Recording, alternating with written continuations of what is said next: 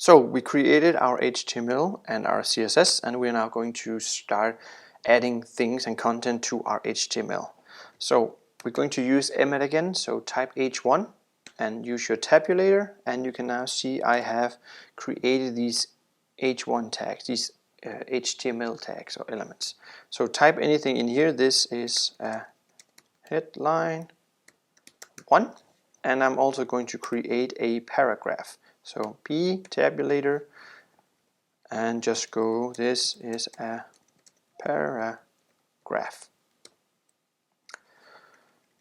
Now we created the content for our HTML, and now we want to show them in a browser. So you can right click over here on your index file, not your CSS, your index.html, and you can go to Reveal in Finder, for example, on a Mac, and on a PC it's Open in Explorer, I think.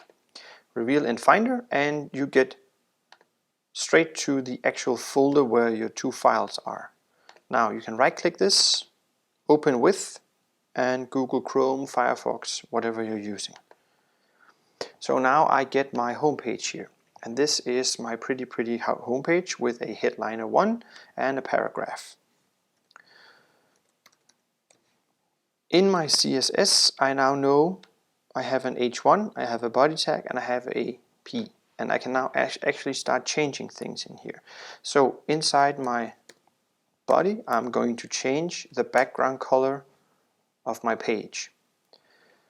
And I use curly brackets, and remember to open and close those as soon as you make them, so you don't suddenly forget to do the last one. That will break the entire page.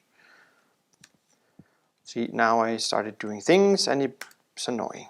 So type body and curly brackets, and we're going to change the background color of our page. So background dash color and the colon, and then we're going to use hex colors, and we're going to make it a light gray of some sort. So C 1 2 3 4 5. That's one too many. So we need 6 letters for hex or numbers. And you can see it's some sort of gray color here. Let's click save and see if our connection is actually working on a page. So when I refresh in a moment with Command R, it should change the background color, and it did. It's a little bit more gray now. I can continue with this with H1, changing the color of the text. So that would be just color, and we want a, let's go with some sort of red. Bright red in this case, no spaces here. And again, if you write it incorrect, you can see this in our Visual Studio. It indicates which color it is in the little box, and if I hit space between the hashtag and the first letter or number, it stops showing it. It's because it's not working. So that's the reason for it, and also the little wavy lines beneath it. Now we can click save again with Command S or Control S, Alt tapping or Command tapping on a Mac to go to your browser instead, and you hit refresh, and now it's here.